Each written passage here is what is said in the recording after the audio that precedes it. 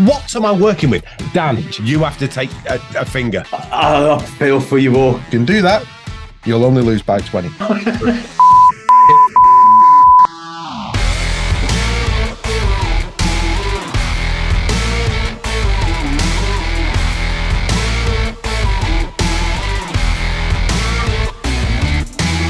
It's incredibly boring. How is that boring? Carry on. Shut up, you. If anybody mentions Taylor Swift, it's a straight red card and a 2-pod ban. We got everything right last week. Yeah, cruised it last week. Pretty sure I only got one wrong. Professional, one wrong. Unbelievable. I tell you what, it's Hello and welcome back to part 3 of the Utter Punts Podcast. If you're listening on iTunes or Spotify or wherever you get your podcast from, this will be a continuation. If you're watching on YouTube, it's a brand new video, so time for us to introduce everybody again. We've got Dave Keane and Ollie Keane, both Vikings fans, which is going to be important given what we're talking about next. And we've also got Paul from a brilliant podcast called Good Teams Win, Great Teams Cover. If you haven't heard them, you definitely need to go and check them out. We will bang them in the description underneath. Whilst you're down there, if you can hit subscribe, it really helps us out with the YouTube algorithm as well, so it'd be really lovely if you could just hit the subscribe, and if you can even hit the bell, that would be even better for notifications. Make sure they're switched on for whenever we drop a podcast into your feed. If you've missed the previous 2 episodes, you should go back and watch them on YouTube. They were great, but we are now switching attention to Ollie Keane's talking point, and as a Vikings fan, you will be absolutely shocked to know that Ollie has decided that he wants to talk about the Minnesota Vikings. Ollie, what have you got for us? You know what? Normally I talk about the Vikings out of bias and just because I want to talk about them, but they are genuinely a hot point of this weekend, alongside another game we'll get to later on in this conversation. But Paul alluded to it in the first episode of the 3 that it's been a weekend of upsets in the previous NFL week. If you're listening to this, you know, the next one's coming up ahead. But anyway, the previous week, a lot of upsets. And the main one for me has to be the Minnesota Vikings defeating the reigning NFC champions. Quite frankly, no one except Vikings fans, myself and Dave and others across the board, gave us a chance. All the pundits, all of them in the mainstream, other than Kyle Rudolph, former Minnesota Vikings tight end, said we would lose to the San Francisco 49ers. And we didn't. And not only did we not, we beat them 23-17 on home turf, and it should have been a lot more. Quite frankly, if you watch the game, you'll know Aaron Jones should have had a touchdown. Obviously, Fred Warner forced a fumble. Great player. And I just have to say, give a shout out, like Dave said, to Fred Warner. He is the best linebacker in the game of American football. He is fabulous. The amount of times he created a threat, the turnovers he created for the 49ers, he was my biggest worry alongside George Kittle, who was their best offensive player. What I wanted to talk a little bit about was the Vikings defense, because it's been a hot topic for a while. Prior to the beginning of this season, a lot of people, for some reason, said they were worried about our defense, which I couldn't understand. I could understand people worrying about our offense because Sam Darnold was an unknown entity in terms of whether he could succeed. But for me, let's just go over what the Vikings did in the offseason in terms of rebuilding their defense. They got rid of Danielle Hunter. He was the star. He was the main show on the Vikings defense in prior seasons. Pretty much the only asset we really had that shone. And everything was built around him. Got rid of him, traded to the Houston Texans, where he's doing okay. Not traded all. We can't claim that. I wish we traded him, but we didn't. Well, he signed for the Houston Texans, and we traded for Jonathan Grenard. No, we signed him. Did we? Yeah, we didn't trade for anyone, mate. We didn't have the assets to. We signed Jonathan Grenard. We signed Andrew Van Ginkel from Miami. We signed Blake Cashman. We had Josh Metellus already. Cam Bynum. Shaq Griffin. Gilmore. Stephon Gilmore, who is basically going to be a Hall of Fame cornerback. Jerry Tillery, who former first round pick, much maligned, who didn't really impact anything. We brought in all this new personnel, alongside a mix of the old ones, Ivan Pace Jr., who was an undrafted free agent last year, who was absolutely phenomenal in this game. He was the main one who was able to stop Jordan Mason, who is Christian McCaffrey's replacement while he's on injury reserve. He got our lowest PFF grade on defense. And if you want to hear more about PFF, go back to our first video where Dave speaks very highly of them. Joking. Liam, you have a clip of Brian Flores talking after the match. If you could pull that up. I just want to talk about what he's like as a coach, his level of intensity. Yeah, hold on a sec. Oh, here it is. Really, in fact, so let's just preparation. We'll restart that. Really, and just the whole week of preparation. We talked about that last week. Really kind of building off of week one. We had good meetings, good walkthroughs, good practice. That really showed up on Sunday. I thought it was a physical game. I thought they played, the 49ers played physical. I thought we played physical. I thought our guys made a lot of plays out there. I thought we played as a group, as a unit, as a team. We talk about that all the time. We play team defense. Just before we go any further, the size of that man's chest. Jesus H, you would not want to mess with him, would you? He is a unit. And that's who you want as your defensive coach. When you're looking at them, you want to go, they could do this. that is what you want, genuinely. Do you know what I hate to say? What, that man is only a year younger than me. Bastard. Well, I'll say that it speaks about team unit, and that is really what he's done on defense. I was watching videos of him on the sideline. He's the complete opposite of what he's like in that press conference. He's loud, he's motivational, he is not aggressive, but he's striking that aggression into his defensive players. We've got to, it's a war. It's a battle. I think it's fair to call him aggressive on the sidelines. I heard him shouting, this is what it's like to be in a heavyweight fight to his entire D-line. And that was that, right? Swinging punches. And no one knows what we're doing. That's the brilliant part. It's aggressive, but it's organised chaos, and it's an enigma for quarterbacks. And now we've got the personnel to do it. I think you're absolutely right, Ollie, and let's just explore that a little bit further, shall we? Brian Flores came up with a system that put quarterback Brock Purdy under pressure on 13 of his dropbacks, sacked him 6 times. Both of those are the most ever for Brock Purdy, and that's saying something, Paul, really, that they've managed to find a way not only to nullify Brock Purdy, but to get through that 49ers O-line. That's incredible. Yeah, I think so. It's a great credit to Brian Flores, but I was worried about the Vikings D-line entering into the season, and let's clearly say that I'm well wide of the mark on. They've done a fantastic job taking away Danielle Hunter going, but replacing it with some more depth. And yeah, it was a fantastic calling of a game from Brian Flores, I think. And the Vikings just seem to have the nicks over the Niners, but didn't leave Purdy alone. Just disrupted timing of plays, which is key in that offense. And stood strong. A fantastic performance from that Vikings defense, and one thoroughly deserved the win as a result. Yeah, he's done a great job, Flores, with that defense over the last couple of seasons now. As well as the stats that I've already given you, so the pressure on 13 dropbacks, the 6 sacks, they also managed an interception, which is this one here. It's a brilliant tip and a brilliant take, and that sort of epitomises just how chaotic I think that Vikings defense was through that whole game, Dave. Just really causing problems for San Francisco. They had no answer to it.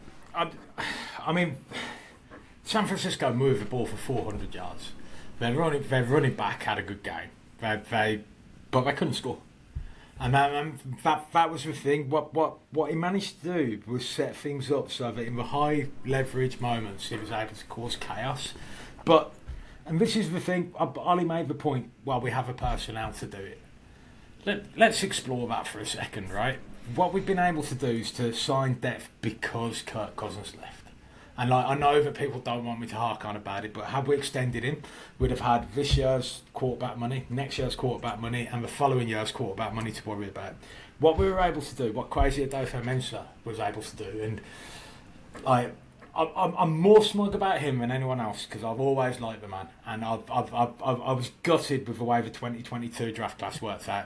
Between us, I'd have played it the same way. I thought Carl Hamilton is a safety, but we really need a corner. We can drop back, still pick up a safety to replace Harrison Smith in the future, and get a cornerback who many people shouldn't have fallen out the first round in Andrew Booth Jr. I get what he was trying to do, but he probably played it a bit too cute. What he did this off-season was basically go in the draft. He made sure that he got the 2 players that he wanted. The future of the franchise is now secure with JJ McCarthy coming back, having had an entire season to learn underneath Sam Darnold now, who, like, obviously, he's an experienced QB. Kevin O'Connell's in there. We also brought in former NFL quarterback as a QB coach whose name is escaped. Josh McCown, is it? Yeah, Josh McCown. And like, we basically set up a structure there which was designed to help JJ McCarthy become a QB, and that same structure is now helping undo the damage that was done to Sam Darnold. So you've got both sides of the ball. It has to be complementary. Like, one of the things that our offense has not been able to do in the entire Kirk Cousins era, even when we had Dalvin Cook, was sustain drives when we needed to start eating up the clock. It only ended in a field goal, but it was a key field goal that put us 9 points up. But Sam Darnold kept that drive going for 7-8 minutes. During that time, the defence was actually able to get a break in, and they were able to come back and impact the game late. Everything is complementary, but Kevin O'Connell's getting his flowers, like Brian Flores is getting his, and deservedly. But Kwesi Adofo-Mensah, a man who didn't come from a football background, came from a stock market background, paid his dues with the San Francisco 49ers, the Browns, and then eventually got the Vikings job. So, well done. You're doing a great job. Keep doing what you're doing. Don't say anything in the press about anything because I keep jumping on you for it, but just keep doing a fabulous job, mate. Because, you weren't wrong when you said that Kirk Cousins wasn't Tom Brady, but for some reason people saw that as a bad thing when you said it. I don't get it. Keep doing your thing. Keep doing a great job building the team. And for crying out loud, do not back away from what you're doing right now. Just keep, when you identify a player that you want, go and get them. Don't back away from it. I'm watching Paul nodding along to almost all of that. I'm guessing you're in agreement with Dave for the vast majority of it, Paul? Yeah, absolutely. It's this could have been difficult. Sometimes better the devil with Kirk Cousins. You know what he's gonna give you. Some people might not like that, but he's pretty steady. To be bold enough to say no, we're going to move on and try and rebuild it a different way, and so far so good. So yeah, credit where it's due. And yeah, look, I thought the Vikings would really struggle. Obviously, a fantastic start, and who knows where they can get to if we talked about the Lions in the previous episode. If they drop off, why can't that division be won by somebody else, and why can't that somebody else be the Minnesota Vikings? It's I think they're going to be good, very competitive, and a fully deserved win against the Niners that could have been by so much more as well. So yeah, great showing from Minnesota. I mean, having said all of that, I will admit it's only a 2-game sample size, which brings us back to a previous episode. No. I've had enough of sample sizes. Sometimes the eye test is all that's required, as we've already covered. Ollie, can we have a little bit of love for some special teams as well? Because I thought the Vikings special teams were absolutely exemplary against the 49ers too. Yes, CJ Ham made up for his week 1 fumble by blocking a punt. If number 26, I can't remember who it was, but if number 26 was just slightly quicker, that would have actually gone in for a touchdown if he'd realised that the ball was out quicker and picked it up and ran. That was for a touchdown. We should have had a punt that resulted on them being in the 1-yard line, except Dallas Turner decided to celebrate and put his toe in the end zone, which was absolutely stupid. Hey, rookie! Which was Ryan Wright's best punt by far, because he's not been good since last season, but he's starting. Maybe he'll improve, I don't know. the jury's still out on him, but that particular punt was very good, and it was Dallas Turner's been exemplary on defense so far, but that was a mistake. So yeah, special teams deserve some love. The running game deserves some love. Listen, we've been the two things the Vikings have been terrible at since 2017 is defense and the running game. Now, Aaron Jones had a spectacular first game for the Vikings, nearly 100 yards, touchdown, but also in key moments, just extending plays. Like you say, the stats, some people may say, 94 yards isn't that much, but when you look at it in the context of the game, getting the first down, extending that play, making it more manageable for the pass, he was outstanding.